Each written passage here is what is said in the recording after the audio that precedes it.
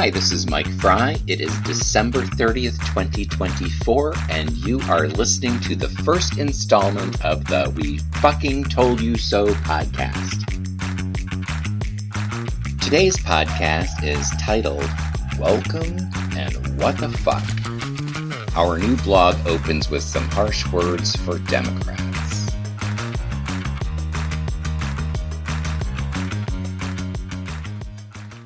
It's been a while since the disastrous news from the last election, one in which a convicted felon, an adjudicated rapist who brags about grabbing women by their genitals, a man who incited a violent insurrection against the United States, who stole national secrets and hoarded them away in his Florida club, and then lied and obstructed justice when the country tried to get them back, a man whose charities and businesses have been found guilty of fraud over and over, a man who was overtly and covertly supported by our nation's top enemies, and who is financially supported by some of the world's wealthiest and cruelest oligarchs, reportedly won the election. For the record, we know that was a really long opening sentence for a new blog or podcast. It has to be long because that was just a cursory list that didn't even include any of the hideous things the man did during his first presidency, like killing hundreds of thousands of Americans due to his inept handling of the COVID pandemic and the impoverishment of the middle and lower classes via his massive tax cuts for the already uber wealthy. And it's taken us a little while to let the gravity of the situation really sink in and then decide what we were going to do about it. One of the things we've decided we're going to do about it is this podcast and its associated blog, which we realize might not change any hearts or minds. It will at least be a place for us to vent, to let off steam, and to maybe suggest some actions others can take to address the total insanity of the times in which we live. There will be regular written and audio versions of our writings here on Substack. We're old enough to have been actively following politics since Ronald Reagan's administration was illegally funneling weapons of war to Iran. And we've worked for decades lobbying at local, state, and national levels for changes to laws to help the most vulnerable in our society. And we have sadly, for decades, predicted the exact kind of social collapse that we're witnessing in these troubled times. So fasten your seatbelts. We've got a lot to say, and it's going to be a bumpy ride. And to the established Democrats, we want to say, we fucking told you so. Another thing about this new blog and podcast, the issues that we're addressing are complex and interconnected and cannot be articulated in 60-second social media sound bites or oversimplified Democrats versus Republican memes, which tragically many people crave due to the shortened attention spans exacerbated by our current forms of social media. With that in mind, even though we are die-hard progressives, our first installment is harsh words for Democrats who are largely responsible for having lost the last election. Trust me, we can already hear some of you screaming, it's not the Democrats' fault, it's Fox News, it's the Supreme Court, it's the lying Republicans. And yes, those are things that we're going to get to. However, with issues this large, there is plenty of blame to go around. And guess what? Democrats are never going to change the Republican Party. Therefore, whining about how corrupt and bigoted and self-serving the Republican Party isn't going to fix jack shit. It just isn't.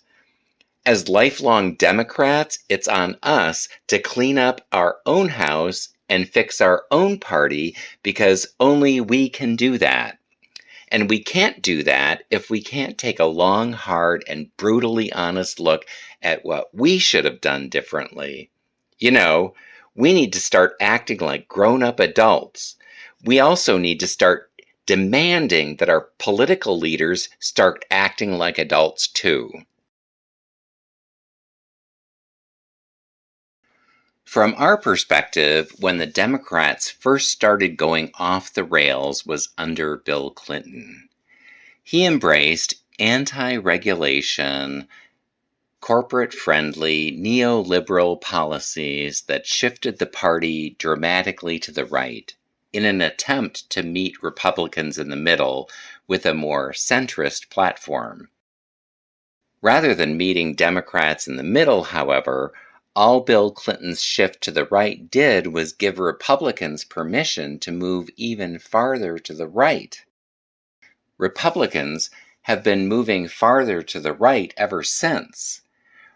Rather than adjusting back to the left to recenter the middle, Democrats keep following Republicans farther and farther to the right.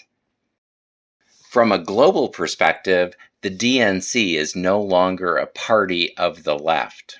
It is a right-of-center party. Don't believe us? Consider this. 33 of the top 34 nations in the world have universal health care. The USA is the only holdout. Even countries like Algeria and Botswana have universal health care. Yet the Democrats in general have marginalized and called extremists people like Bernie Sanders and AOC who've been lobbying for the USA to join the rest of the civilized world and, start actually taking care of their people. On issue after issue, from corporate regulation to housing and income inequality and taxes, Democrats have largely abandoned their constituents.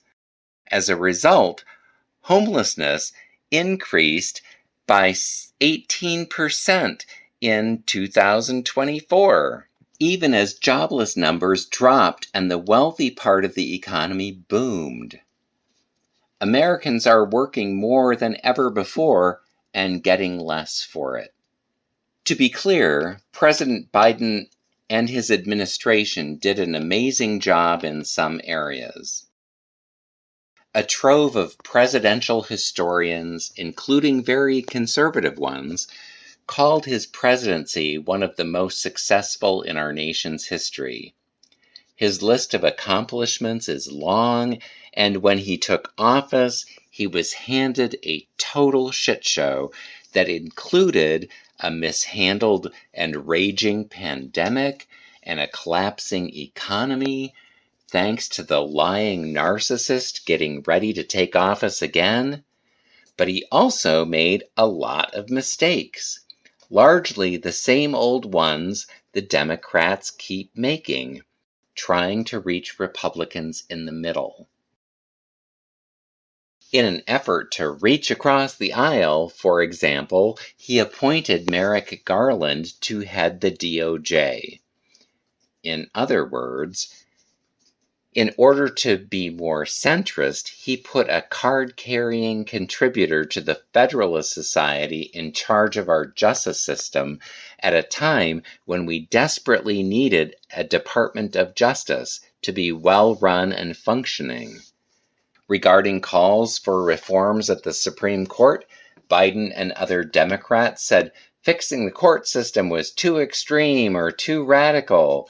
They said they didn't have the votes and they would have to end the filibuster, and made all kinds of other excuses for not even trying.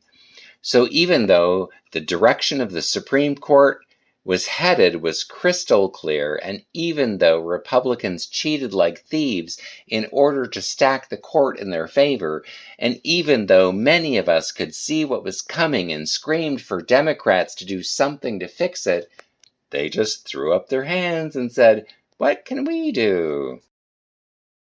Well, we'll tell you what you could have done.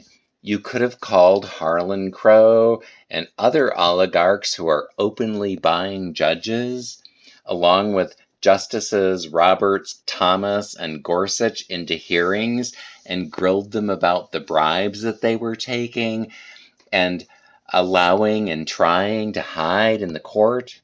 You could have, done your jobs.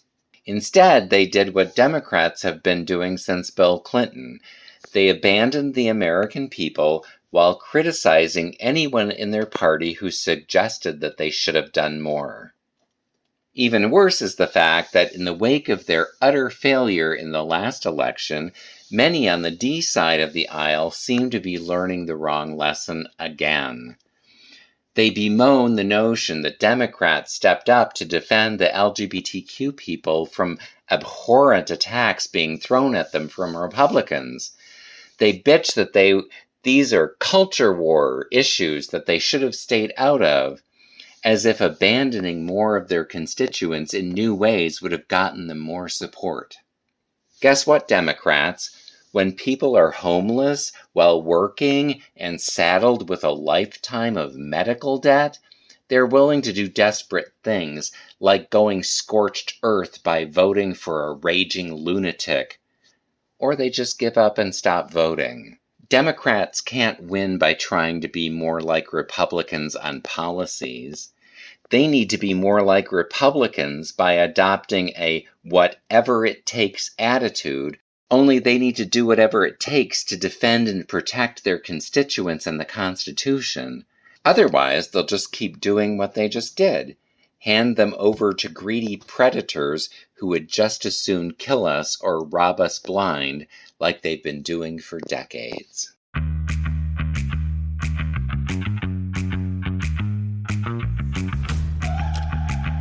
We Fucking Told You So is free of charge on all our platforms. If you support our work, please subscribe and share on all of your social media platforms. Thanks for listening.